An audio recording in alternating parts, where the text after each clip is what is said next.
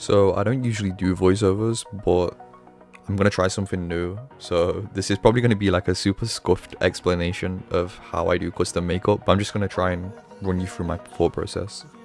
So the first thing I do when I'm making an outfit is pick the skin tone, and since this is a non-human outfit, I decided that I'll just go for a dark green because I know it contrasts well with other colors, and yeah, why not?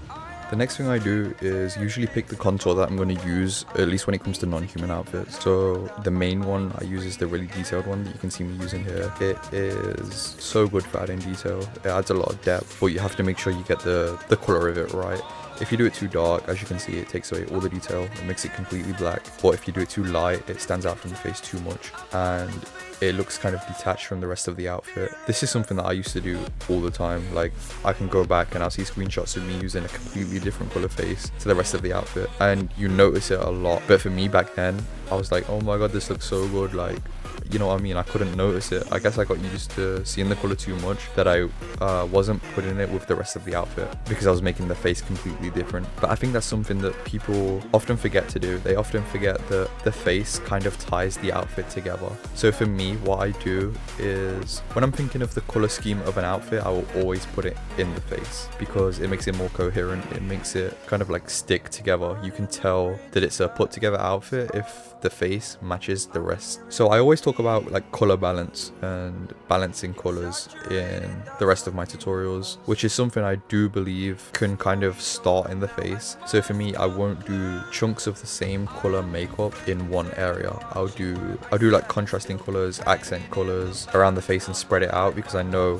I'm going to continue that through the rest of the outfit. You usually won't see me with a color on the makeup that I won't use somewhere in the rest of the outfit because I think it looks out of place. So after I've added the contour as like a base, I like to go straight to the nose because it's the center of the face. It gives me like a point to work around. So usually for me, I'll always go for this nose unless I'm doing something cultural where I'll change the nose depending on the features that they have. So yeah, most of the time you'll see me with this nose. I'm sure you've realized already. So once I've picked the nose, I like to start on the eyeshadow. I usually like using this one because it gives kind of like the eye shape. So if I'm not planning to use eyes, it will give me like an illusion that I am using eyes because you can still see the shape. But it lets me pick whatever color I want with the rest of the custom makeup. So you'll see me using this in pretty much every outfit as well. I've not been using it as much recently though because I've been trying to find different alternatives to make my like style a bit different. So after this, since you've already seen, I'm just going to quickly brush over it. I like to add another eye makeup, whatever that may be. So for this case, I've added the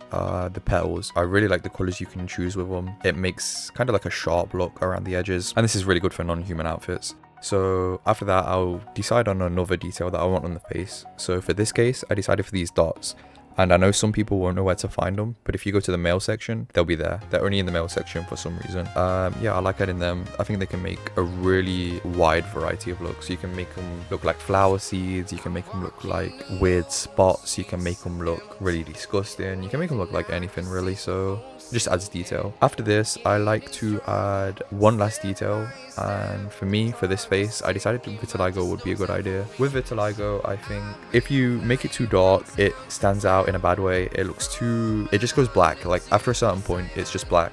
And I don't think it looks great with a lot of outfits. On some it does, but on most it won't. And if you make it too light, as you can see, it clashes way too much. It looks detailed. It does look good in some ways, but yeah, like I said, it just clashes too much.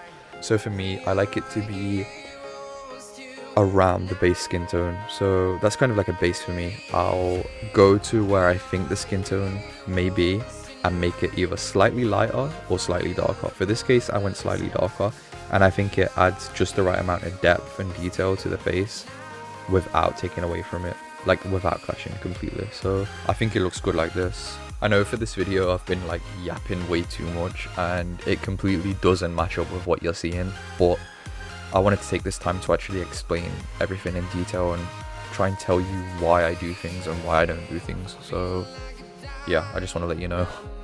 So for the last thing to finish the face is usually for me the lips. I hate picking lips so much. There's barely any that I like, but in this game, for non-human outfits, If you go to the male section, it's so there's 3 on the top row, 3 on the bottom row. It's the one in the middle of the second row, sorry. They're the lips that I love using. I use them all the time for non-human outfits. You can recolor them so well unless you're coloring them to like a yellow or red.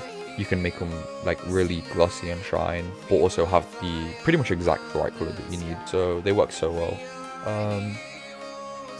Yeah, so these are basically my go-to lips for non-human outfits. So for the eyebrows, you don't always have to use them for non-human outfits. There's a lot of outfits that I won't use them for, but when I do use them, I always like to use the ones that are recolorable. As you've already seen with the hair process, I like to have the base hair the same color or very similar color to the skin tone.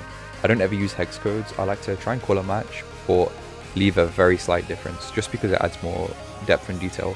Like if you have something the exact same shade for a lot of different things, you're going to notice it. You're going to notice it's all the same. And I say this all the time, it's better to use different shades of the same color because it kind of adds layers basically, and that's what I like to do. That's why you pretty much won't see me using hex codes when I'm making outfits. I just click a random place on the color wheel and try and match it as best as I can. You can use any hairstyles you want for an outfit as long as you feel like it's fitting the vibe that you're going for. So the hairstyle itself doesn't really matter. There are some that I can suggest, but I'll do that in a different video just so I can go over it in more depth without running out of time. So after that, it mostly depends on the colors that you use in the hair. I like to add accents to the hair pieces, like the accessories that I'm going to use on the head, which is of course one of my main ones is obviously the Runway Diva crown. I like using the flower from VIP. And sometimes I'll use, say, the tiara, the Style Showdown headpiece. When I'm coloring all of these items, I like to consider the rest of the outfit as well, just to make sure that I'm adding different colors of what's going to be in the rest of the outfit to the head. So since you're just going to be watching me kind of recolor the head accessories to match the rest of the outfit like I've just spoken about, I'm just going to take this time to tell you why I believe that people should really try and learn the color wheel instead of relying on hex codes. So when I was new, I would always rely on hex codes. I would be copy and pasting like half the round. I'd realize that half the colors are the exact same. My outfit looks flat, it doesn't look detailed. And again, that's because when you add different shades of the same or similar colors, it can add so much depth. It adds basically like simulates shadows and lights. So yeah, it's a good way to add more depth to outfits, but aside from that, it's so much faster. And for me, one of the big things is when I'm recoloring items, I'm sure you've all noticed, some items don't color the same way. You can put the same hex code in some items and it will just be a completely different color. So learning the color wheel will basically tell you exactly where you need to put the color to match it with a different item that colors a different way.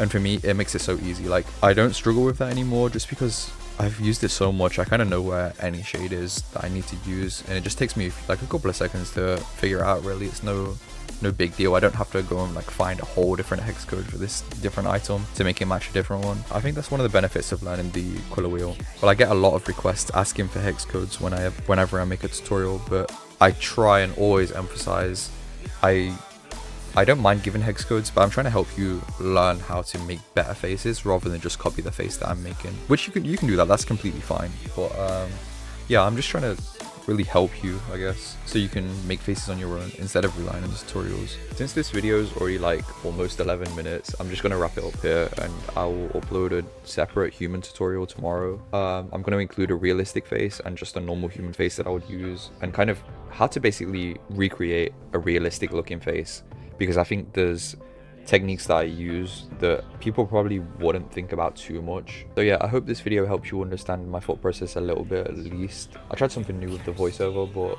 I feel like it worked. It helps me express myself a bit better than just using an AI voice. It's also a lot less time consuming to sit there typing out all the captions. So if you like this style of video where I kind of just talk my way through what I'm doing instead of just putting captions, let me know. I can maybe try it again, because I'm planning to upload a human tutorial tomorrow. So yeah, I could just go back to like captions or whatever, or if you like this style of video more, I can just maybe try and do more voiceovers. But yeah, thanks for watching, and I hope you all have a great day. If you guys want a place to meet new people or just hang out and play GTI or ask for tips or anything, then feel free to join the Discord. Here's the link.